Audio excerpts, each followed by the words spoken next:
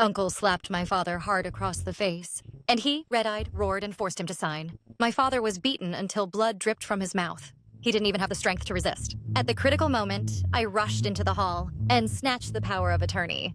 In front of everyone, tearing it to pieces. I'm not dead yet. How dare you, you vulture? Act arrogantly in my house? My husband just died, and my mother-in-law forced me to leave with nothing. Pressing the house deed and authorization letter in front of me. I didn't cry or sign, because I saw the message he sent to another woman. Darling, as soon as the 7th-day ceremony is over, I'll take you home. I laughed. I was burning paper money for him, but he was out having a rendezvous. Since he likes to play dead, then I'll make him really disappear. In the funeral hall, white candles crackled. The funeral music from a phone had poor quality. My mother-in-law, Liu Chunmei, threw herself in front of the coffin, crying so hard that her whole back shook. Chang'an, how could you leave? You were only 32. Her crying was long and shrill. I knelt on the cushion, my knees long numb. In my hand, I clutched a stack of yellow paper, the edges wrinkled from my grip. My palms were sweaty, and the whole room of relatives was staring at me. My husband Zhou Chang'an's relatives started gathering here since afternoon. Uncles, aunts, cousins, distant relatives from the next village, those I knew and those I didn't, packed the room full. The way they looked at me, I couldn't tell if it was sympathy or scrutiny. Wang King, come here, kneel in front of Chang'an. You are his wife. You need to burn more paper for him. I didn't move. A cousin's wife next to me leaned in, lowering her voice, but her words were not polite at all. Wang King, let me speak from the heart. He's gone. What's the use of holding on to the money? Chang'an's parents are old. You'll need to support them in the future. Hand over the insurance money now. Let them hold a grand funeral. Consider it your last gesture as a daughter-in-law. I listened without speaking. Another relative spoke. You're still young. You can remarry later. Don't be too ruthless. The Zhou family only has Chang'an as the only son. He's gone. What will his parents do? I threw a piece of yellow paper into the brazier. The edge burned, curling into black ash that floated up. I stared at the ashes, thinking, I don't know what to do either. Just 3 days ago, I was waiting at home for Zhou Chang'an to come back for dinner. Then I got a call saying he had an accident. The car rolled over on a mountain road, and he died instantly. By the time I arrived, my in-laws had already identified the body. They said the accident was too severe. The body was badly damaged and was cremated urgently. I only saw a stretcher covered with white cloth. I didn't see the face.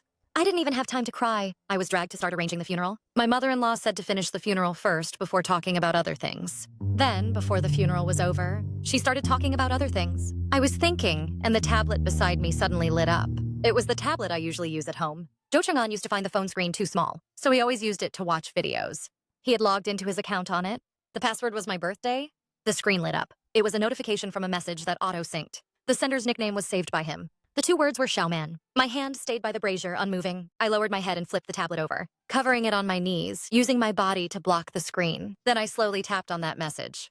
It was a location share. The address was Haicheng Yuan Guest House. Baby, don't be afraid. Once the first 7 days are over, I'll take you and our son home. Sent 20 minutes ago. I stared at those words. The mournful music in my ears gradually grew distant. My mother-in-law was still crying. Relatives were still talking. Yellow paper in the brazier was still burning one by one. I couldn't hear a single word anymore. I looked up at the memorial photo placed in the center of the mourning hall. In the black and white photo, Zhou Chang'an was wearing a plaid shirt, smiling at the camera. It was taken a year before we got married. He had just bought a new car then, and took me for a drive by the seaside. It was a casual shot by the roadside. I thought his smile was beautiful then. Now I only feel a chill all over. I stared at that photo. Only one thought remained in my mind. The one in the coffin might not be him at all. It was just getting light. The relatives keeping vigil went to the side room to nap one by one. Only 2 white candles were still burning in the hall. The flames were thin, swayed a few times by the draft but didn't go out.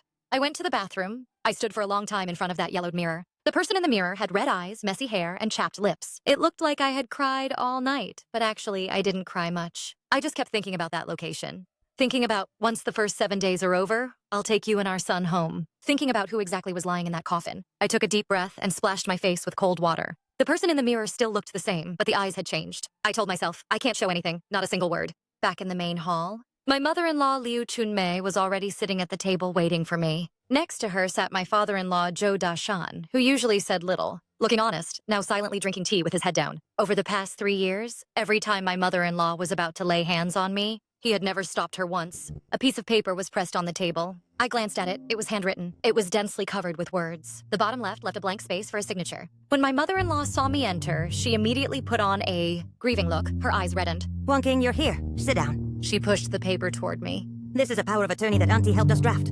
It's to authorize me and your father-in-law to claim Chang'an's work injury compensation and insurance money on your behalf. These procedures are troublesome. You're a woman who just lost her husband. How could you have the energy to handle all this? We'll take care of it. You just need to sign. I looked down at the paper.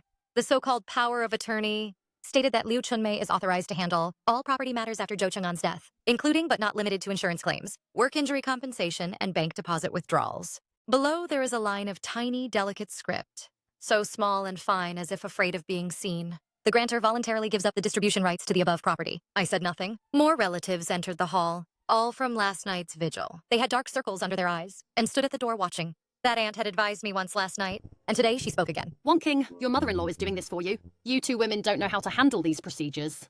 Let the elder take care of it. It's simpler. It's just a signature. Why hesitate? Chang'an just passed away. There's a mess at home. Your mother-in-law is already pitiable enough. Just let her have some peace of mind. I looked up at my mother-in-law, her eyes filled with tears, lips tight, waiting for me to speak. I picked up the paper and looked down at it again, then slowly placed it back on the table. Mom, I'm a bit dizzy. Didn't sleep well last night. Can this wait until I recover? I can't think straight now. Afraid to sign wrong. My mother-in-law's eyes flickered. What could you sign wrong? It's just a power of attorney. I interrupted her. Mom! Lowering my head and touching my forehead. I really don't feel well. Can I go lie down for a while? The room fell silent for a few seconds. Then my mother-in-law's hand swept across the table, knocking over the candlestick, and the white candle rolled to the floor. The flame brushed a pile of paper, and with a pop, a small flame shot up. Several relatives frantically stepped in to stamp it out. Someone splashed water on it. The smoke made people cough. It took a full minute to calm down. My mother-in-law stood there, neither helping nor apologizing. She just stared at me.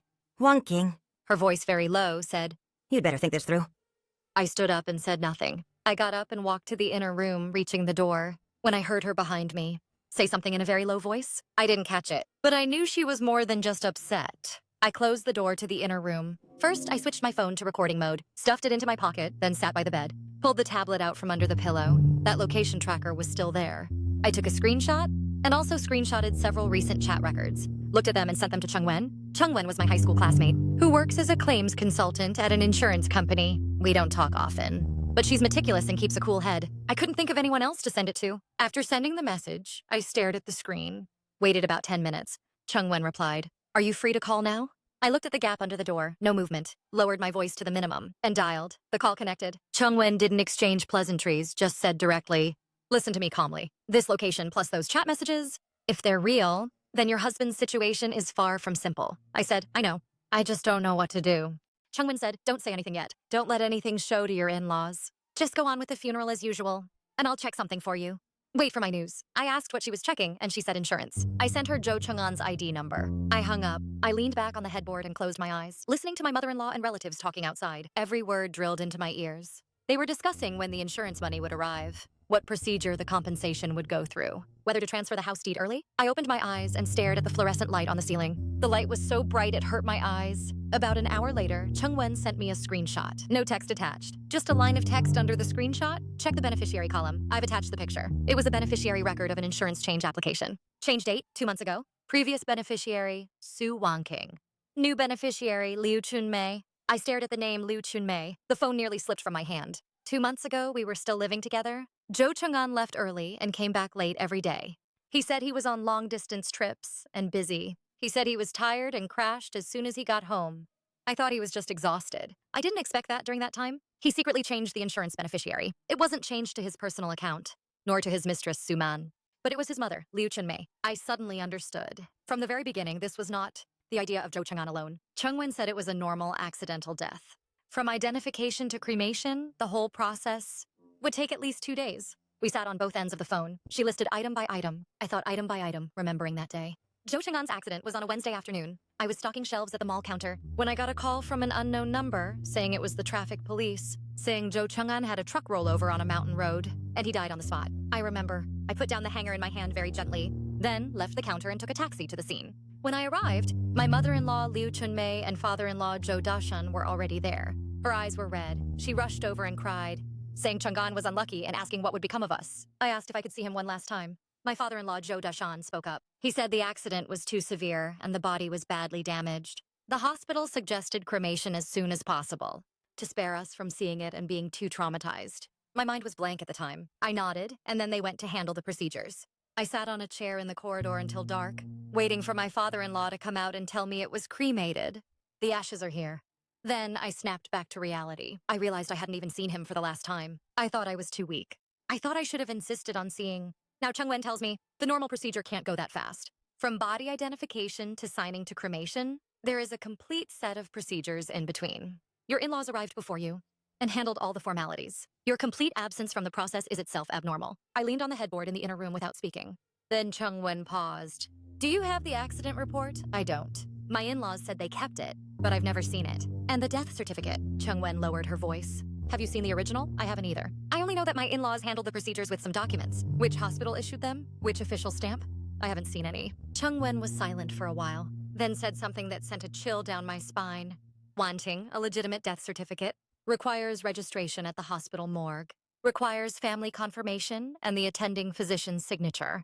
And the whole process takes at least a day. Your in-laws were able to cremate the body before you arrived. Either someone at the hospital cooperated, she didn't finish, but I understood, or the death certificate itself is fake. If this is found out, it's not a civil dispute anymore. Chungwen said it's a criminal case. I leaned against the headboard, my palms sweating. Chungwen said to keep this in mind for later. I hung up the phone and sat for a while. Heard another group of condolence relatives coming in the main hall. Mother-in-law started crying again. Father-in-law went out to greet people. No one in the inner room. I went to the bedside table drawer and took out Zhou Cheng'an's old phone left at home. He usually carries the new phone when going out. This old phone has a cracked corner. He didn't bother fixing it and left it as a spare at home. It required a password. I tried. It was the last 6 digits of his ID number. I first checked the call log. Last 3 months, a number appeared very frequently. The note was blank, no name saved, but each call lasted quite long. The longest one was over 40 minutes. I took a screenshot of that number and saved it. Then I checked his online banking. I already knew the balance. Since we got married, we've always separated our finances. His card is his, mine is mine. Each month, he transfers living expenses to a joint account. We don't ask about the rest. But this time, I opened the transaction records. I went back 3 months. His income these 3 months was about the same as usual, but expenses were much higher, especially a few transactions. 30,000 yuan transferred 2.5 months ago. Payee note, Sue. 50,000 yuan transferred 1.5 months ago. Payee note, Sue. 120,000 yuan transferred 8 days before the incident. Payee note, Sue. 3 transfers totaled exactly 200,000 yuan. I stared at the word Sue and felt a buzz in my head.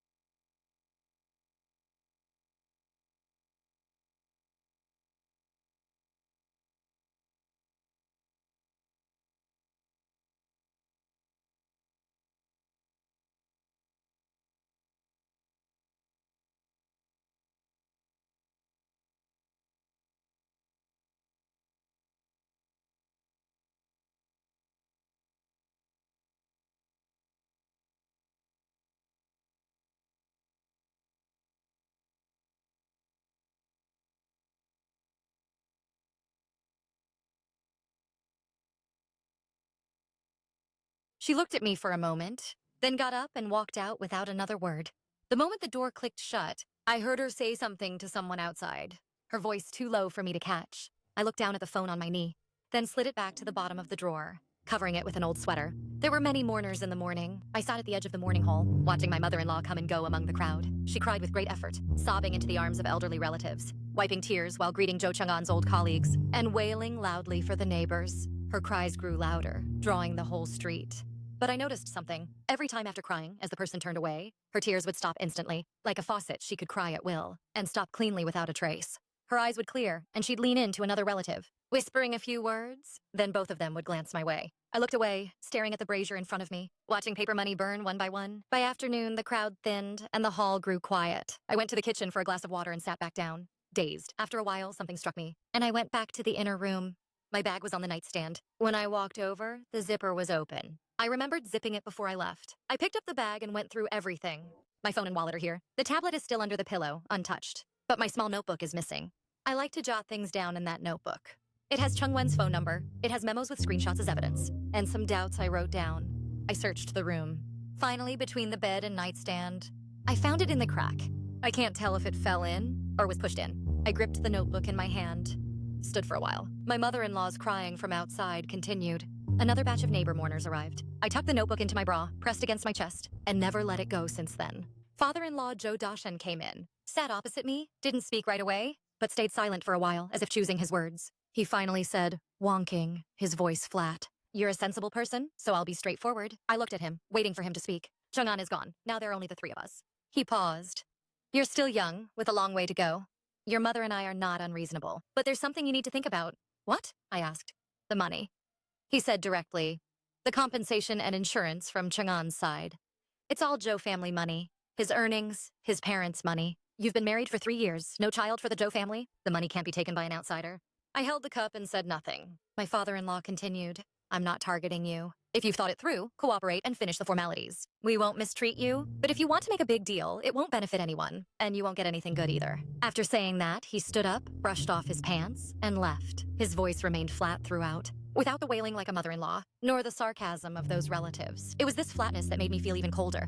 He was threatening me. He said it very clearly, every word a threat, just wrapped in a guise of, for your own good. I sat in the funeral hall, staring at the white candle, going over today's events in my mind. The mother-in-law stopped crying the moment she finished. She whispered with relatives behind my back. The father-in-law came in to pressure me, saying the money belongs to the Zhou family. Outsiders can't get it.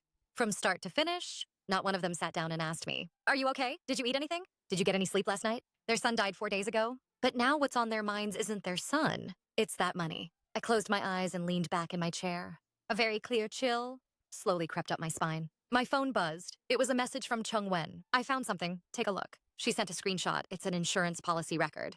Policy type, high-value driver personal accident insurance. Insured applicant, Zhou Dashan. Insured person, Zhou Chang'an. Policy date, 1 month before the accident occurred. I stared at that date and a chill ran down my back. It was Zhou Dashan, my father-in-law, who took out the insurance. I suddenly remembered that afternoon. My father-in-law sat across from me and said in that calm tone, this money won't be taken by anyone not of our blood.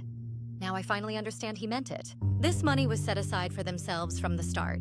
That night I couldn't sleep. The funeral music had long stopped. All I could hear was my mother-in-law's snoring from the next room. Drifting over one after another, sound asleep. I stared at the ceiling, my mind racing. As I thought, I remembered something. Chu Chang'an had 2 bank cards under his name. One was his main card. The other was a supplementary card linked to our family account, used for daily household purchases. The bills would sync to my phone. After his accident, I never thought to check that supplementary card. I grabbed my phone and opened the billing page. Found the supplementary card section. The latest transaction was 2 days ago, at 2:17 a.m. at Haicheng Chengwang convenience store. I sat up and scrolled down. On the same day, at the same store, there were 4 transactions. First, a can of prenatal milk powder. Second, 2 boxes of folic acid tablets. Third, a pair of maternity slippers. Fourth, a breakfast set for 2. I stared at those 4 lines. The light from my phone screen lit up my pale face. A dead man at 2 a.m. buying milk powder and folic acid at a convenience store in Haicheng. I saved the screenshots one by one and sent them to Chung Wen. Then I sent a message. He is in Haicheng and she is pregnant. Chung Wen replied after a few minutes. She probably hadn't slept either. I saw her reply. How are you now? I don't know how I am. I just feel something pressing on my chest. Pressing for days, heavier and heavier, can't catch my breath. I wanted to go to Haicheng. I replied, I'll go now. I put down my phone, got out of bed, and felt my way to the wardrobe. Pulled out my coat, put it on, and went to the nightstand to get my bag. I found my bag, but my hand stopped there. I remembered what Chung Wen said on the first day. Don't let it out yet. I stood in the dark, just standing there. I was half in my coat, clutching my bag, completely still. If I rushed to Haicheng now and burst into that guest house, dragged Zhou Chang'an out of bed, what then? He came back to life and stood before me. What could I do to him? He could just say that he was under too much pressure and came out to relax. Not insurance fraud, not faking death, he would admit nothing. And I have no evidence yet. The insurance payout hasn't been deposited to anyone's account yet. The property deed is still in my hands, and I haven't signed the authorization. The assets haven't been touched at all. If I rush over, I'll only alert the enemy. I put the bag back on the nightstand, took off my coat and folded it neatly. I sat back down on the edge of the bed. I leaned my back against the wall. I dialed Chung Wen's number. She answered quickly. You didn't go, she said, not as a question. And I said, no, I didn't. I want to ask you, in this situation, if he really is committing insurance fraud, what the consequences would be if he continues. Insurance fraud itself is fraud, she said. But Wonking, you need to think beyond that. What do you mean? The insurance payout is one part, she said.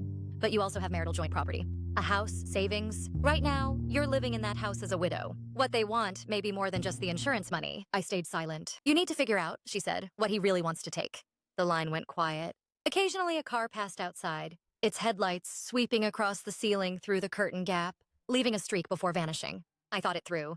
What he wants to take is everything. The insurance payout, the compensation, the savings we built after marriage, and the house we lived in for 3 years. After taking it all, he'll change his identity and start a new life by the sea with that Sioux man. And I, thinking I'm a widow, staying in an empty house, being drained by them bit by bit. Chung-Wen, I said, my voice flat. What day is the 7th day memorial? The day after tomorrow, she said.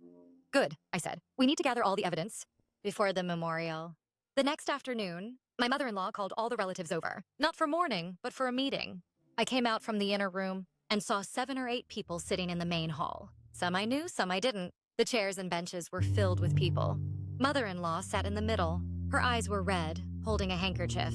Father-in-law Zhou Deshan sat in a corner. He hung his head and said nothing. I found a spot near the door and sat down. Seeing me settled, my mother-in-law sighed and began, I called everyone here today to talk about Chang'an's funeral arrangements. She paused, her voice choking. Chang'an is gone. His father and I are heartbroken. He was the only son of our Zhou family. Now that he's gone, what will we old folks do? As she spoke, tears fell. An elderly relative? Chang'an's uncle spoke up. Chunmei, don't cry, we're all family. Just say what's on your mind. He turned to me, his tone not polite. Wang Qing, you've been married into the Zhou family for 3 years. Your belly has never shown any sign. You know this yourself. Now that Chang'an is gone, the Zhou family has only this modest property. Taking care of the elderly is a problem in the future. You're a smart person. You understand this logic. I looked at him without speaking. Another aunt chimed in. It's not that we want to drive you away, Wang Qing. But think about it. The house was bought with Chang'an's earnings. Now that he's gone, it's only right that it goes to his parents. Your family has no support. With Chang'an gone, who do you expect to back you up? Besides, the uncle spoke again, you've been married 3 years without a child. According to tradition, this is already hard to justify. Chang'an's mother has been more than tolerant. Now she just wants to transfer the house into their names. Is this request too much? A group of people took turns talking. I sat there with my hands on my knees and head down, without saying a word. When they were almost done, I lifted my head and spoke with red eyes. I knew my voice was hoarse. Chang'an is gone. I feel sad too. It's not that I don't want to cooperate, but I don't understand these procedures. Afraid of making mistakes. Maybe I'll wait until the insurance matters are sorted out, and then ask the lawyer how to proceed. I spoke very slowly, looking like I had no idea and needed someone to make decisions for me. My mother-in-law's expression softened when she heard this. Her tone became much gentler. Hey, we're not outsiders, you know? There's no need to ask a lawyer. That costs too much. I'll help you ask someone. It'll be quick. I lowered my head and softly hummed in agreement. Seeing my mother-in-law's attitude change, the relatives also backed off. The topic shifted to what procedures for the funeral were still missing, and how to arrange the 49-day mourning ceremony. I sat for a while, then got up to get water from the kitchen. The kettle on the stove was warm. I poured half a cup and walked back holding it. When I passed by my mother-in-law's room, I heard a sound inside. I slowed down my pace. It was a clear sound from a phone on speaker. It was a man's voice. I stopped outside the door crack and held my breath. I switched the water cup to my left hand, slowly reached into my pants pocket with my right hand and took out my phone, switched it to recording mode and pointed it at the door crack. I had been listening to that voice for 3 years. So familiar that I didn't need to recognize it was Zhou Chang'an. Mom, don't worry, I'm fine. He sounded relaxed. Do as I say, get the house deed first. Don't give her time to react. Once she spits out the money, I'll come out. You know her. She's soft and easy to handle. Don't rush, just stay steady. From inside came mother-in-law's lowered voice. Then Zhou Chang'an's voice, the last sentence. All right, hang up. Don't call too often. Be careful not to get caught. The call ended, and it was quiet inside. I stood outside the door, holding my water glass tightly. The cup was warm, the heat spreading from my palm. Soft and easy to handle. That's what he said about me. In his seaside inn, he told his mom I was soft. Easy to handle, no need to rush, just keep steady. I lowered my head and drank the water in one gulp. Then I went back to the main room and sat down again, continuing to listen to the relatives discuss the 49-day Buddhist ceremony. My face showed nothing. In my heart, only one thought grew clearer. Fine, then we'll wait for the 7th day.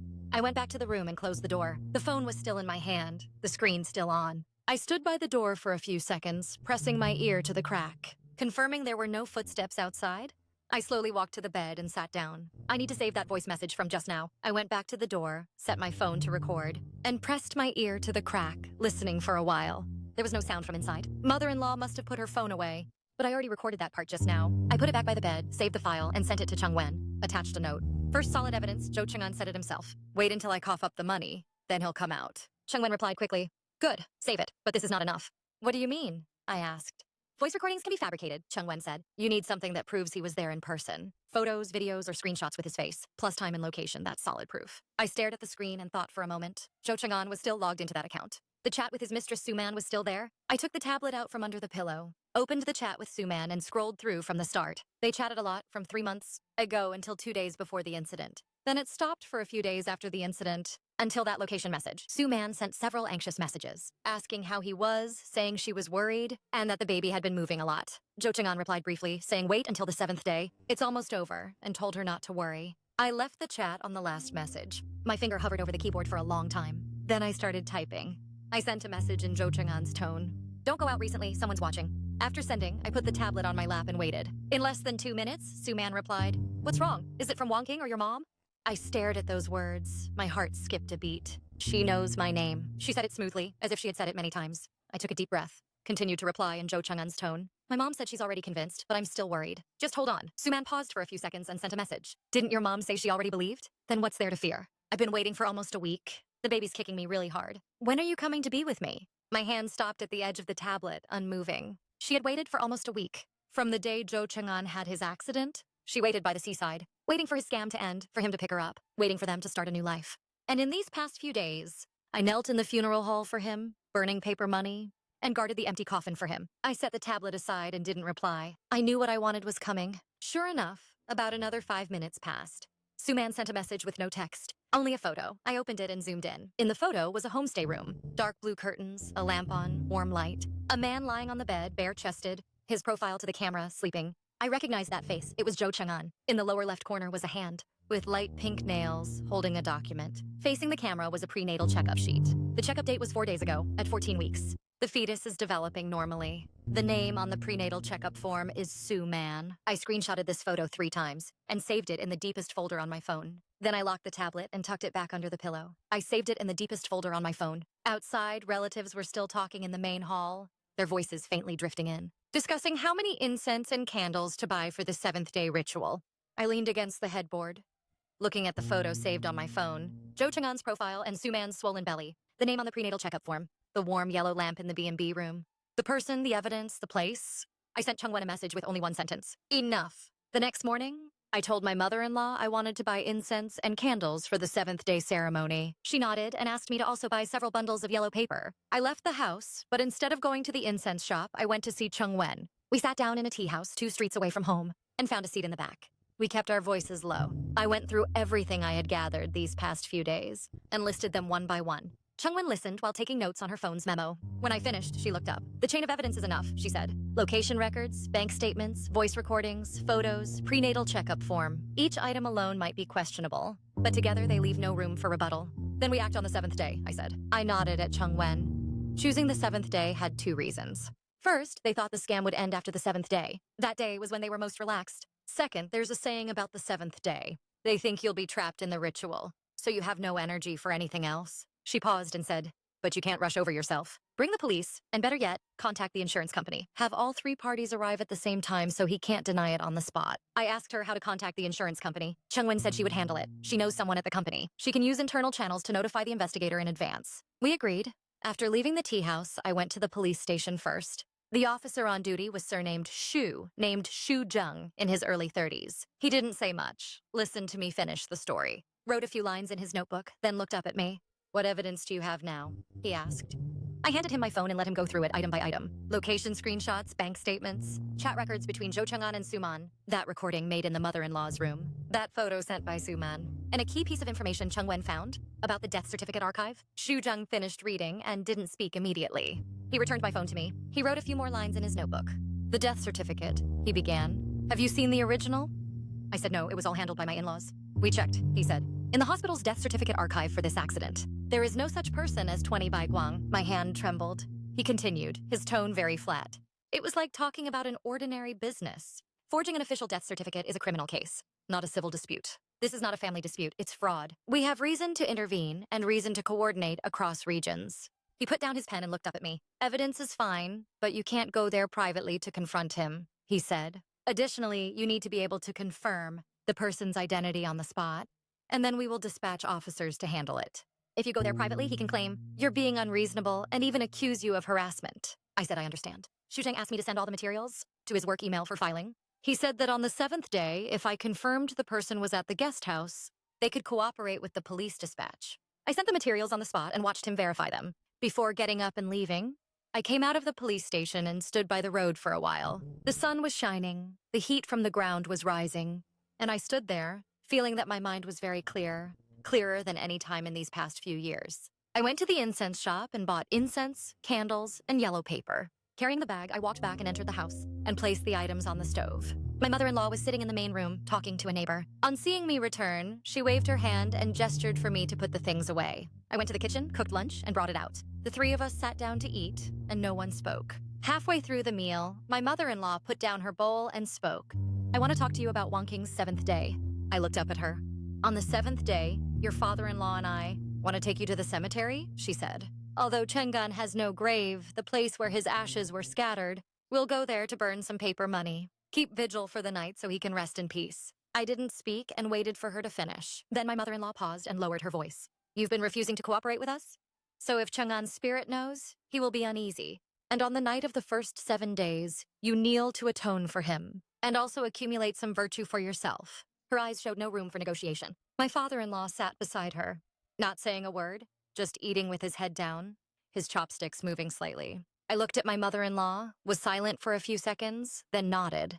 Fine, I said, I'll go. My mother-in-law's expression relaxed, and she picked up her bowl again. I lowered my head and continued eating. I went over the next day's schedule again, and realized she was going to trap me at the suburban cemetery to kneel all night, to keep me as far away from that guest house as possible. I understood that they had planned this together. On the first 7 days, Zhou Cheng'an needed me not to be there. They had calculated well, but they didn't know that Cheng Wen and Xu Zheng had already left for Haicheng the day before. As dusk fell on the day of the first 7 days, we set off.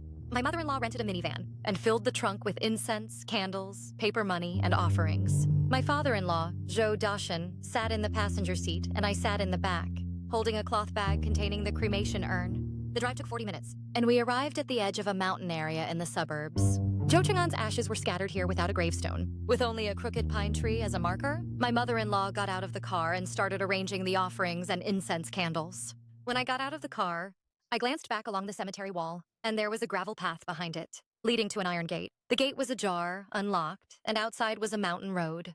I memorized this path in my mind, then went to help arrange offerings. Mother-in-law directed me to place the items and light the incense candles, then told me to kneel on the grass in front of the pine tree. No cushion was brought, and the grass was hard. Gravel hurt my knees. Kneeling, mother-in-law said I must kneel until dawn, so that Chang'an could see my sincerity. I lowered my head and knelt down. It was pitch dark, with only a few white candles flickering, casting long shadows of mother-in-law and father-in-law. Cicadas chirped around, and gusts of wind made the candle flames sway. After about an hour, father-in-law came over and stopped beside me. Wonking, he said. This is a place of worship.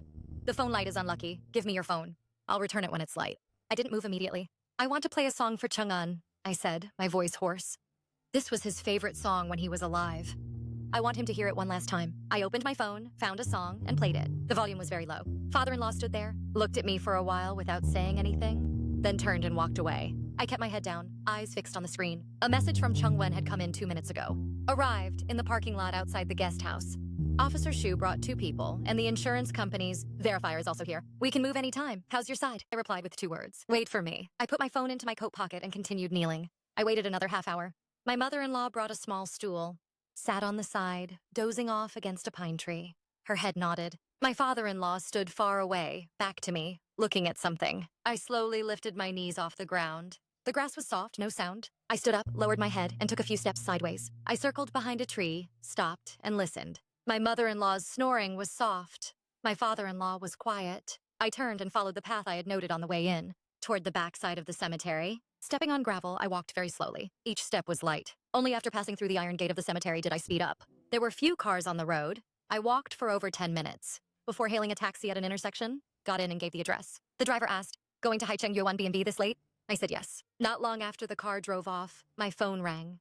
It was my mother-in-law. I didn't answer. It rang again, still her. I flipped the phone over, screen down on my lap. The streetlights outside the window receded one by one. The city lights gradually thinned, then a stretch of pitch-black highway, then the smell of the sea seeped through the window crack.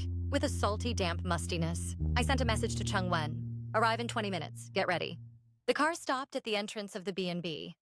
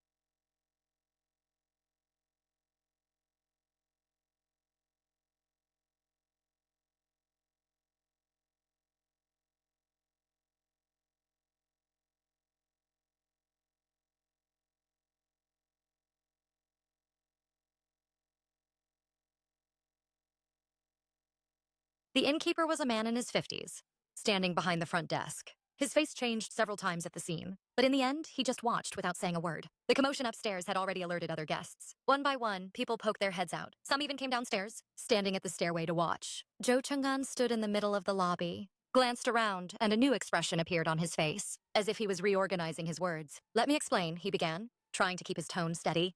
"I've been under a lot of pressure lately. I owe some debts from trucking and was afraid of creditors coming, so I wanted to hide out for a while. I didn't commit insurance fraud. That insurance was bought by my dad." "I don't know." "You don't know?" I interrupted him. "Then let me help you know." I held my phone screen outward, raised it so everyone around could see. "This is the beneficiary change record for your accident insurance policy. The change date was 2 months ago. The new beneficiary is your mother, Liu Chunmei. I took a step forward. To change this document, the insured person must sign to confirm." "You signed it. You say you don't know?" Jo Chang-an's lips moved, but he said nothing. I scrolled down and continued. "This is from the day after your accident. The consumption record of your supplementary card at a convenience store in Haicheng. Pregnant women's milk powder, folic acid, maternity slippers, breakfast for 2.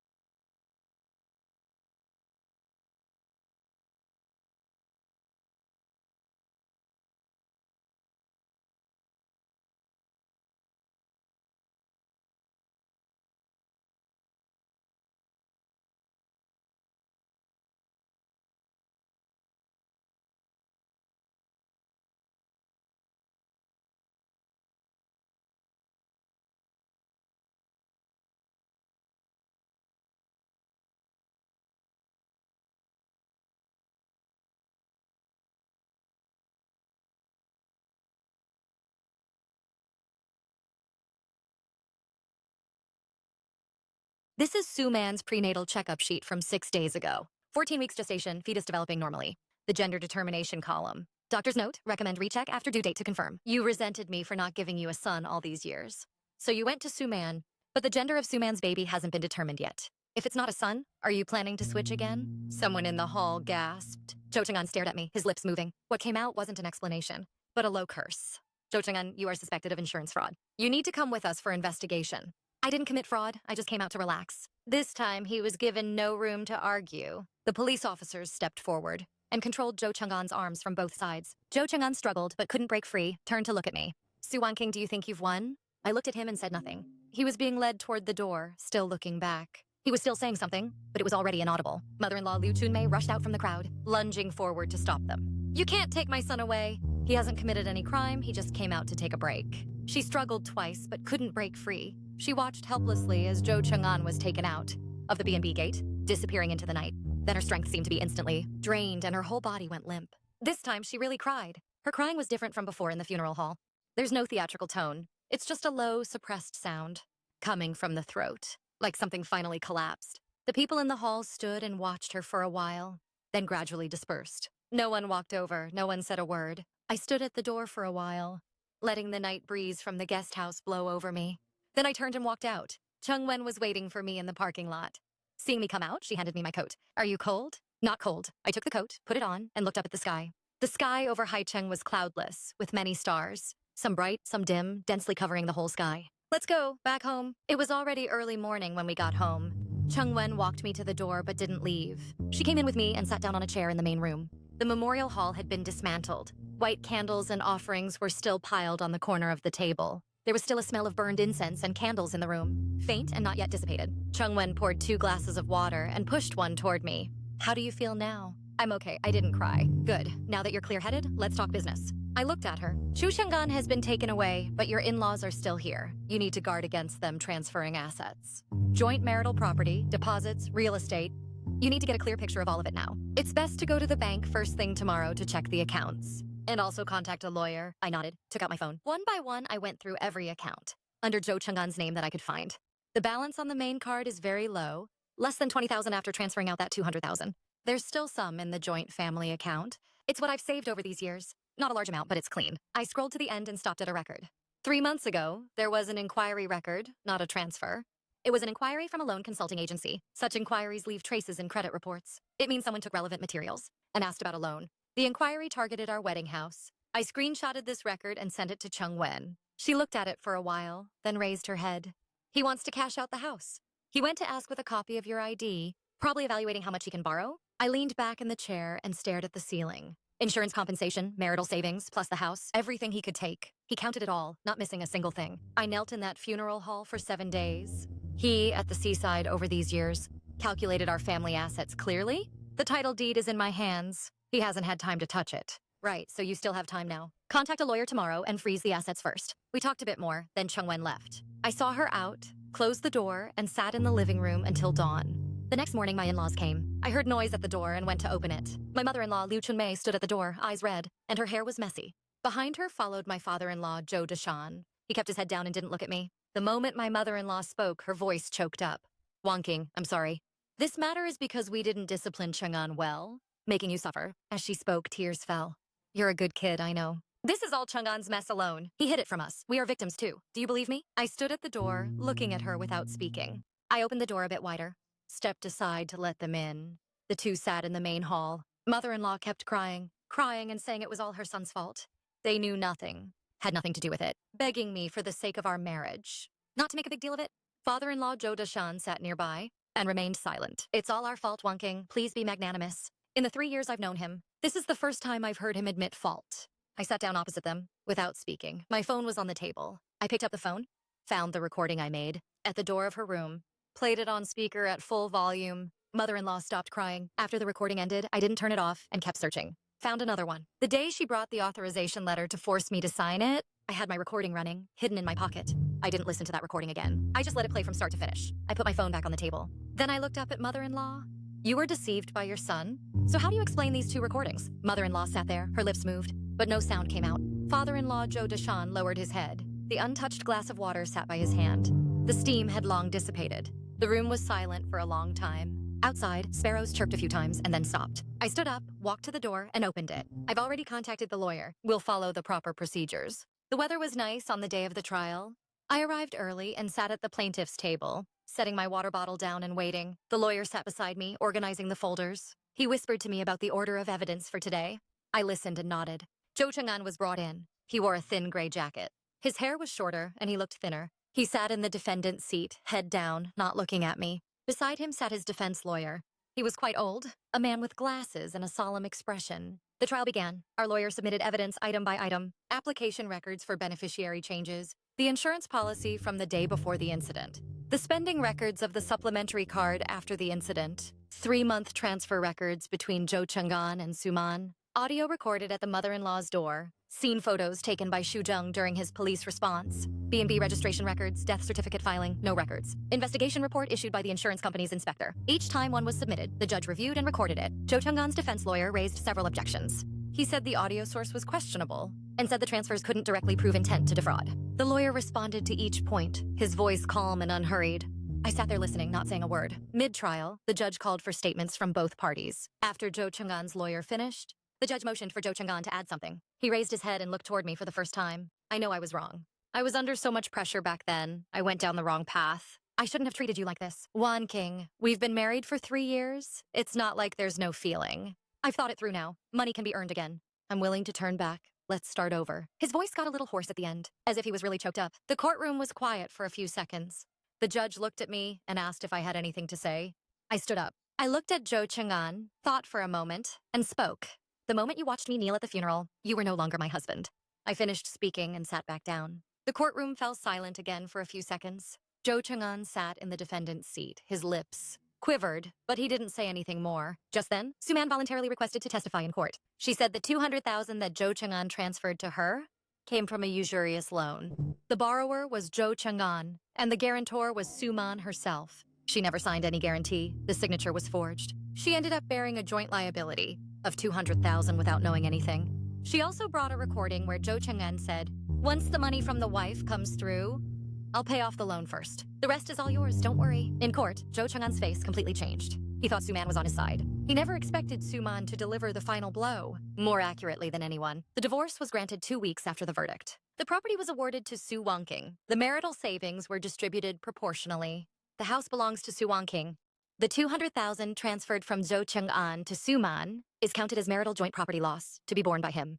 The insurance claim was denied. Suspected of insurance fraud and forging official death certificates, the case was transferred to public security for filing. Uncle Zhou Dashan, as the policyholder and the one who handled the death certificate, was listed as a joint criminal suspect. He must cooperate with the investigation and is not allowed to leave the country. Suman got nothing out of it. The divorce didn't go through. She didn't get the money. And the child matter also fell through. The loan sharks even showed up at her door. I didn't care what happened to her after that. On the day the verdict came down, I went to get it alone. Coming out of the courthouse, the sun was bright. On the steps, a few magnolia petals hadn't been blown away by the wind yet. They were dazzlingly white. I stood on the steps and squinted. My phone vibrated. A text from an unknown number. I opened it and saw the first word, but didn't finish reading. I deleted and blocked directly. I put the phone back in my pocket and walked down the steps toward the parking lot. Chung Wen was waiting in the car. When she saw me coming, she rolled down the window. "How did it go?" "All settled." She nodded and opened the passenger door. I got in, closed the door, and placed the verdict on my lap. The sunlight came in through the windshield, making the car very bright. Chung Wen started the car and asked where I wanted to go.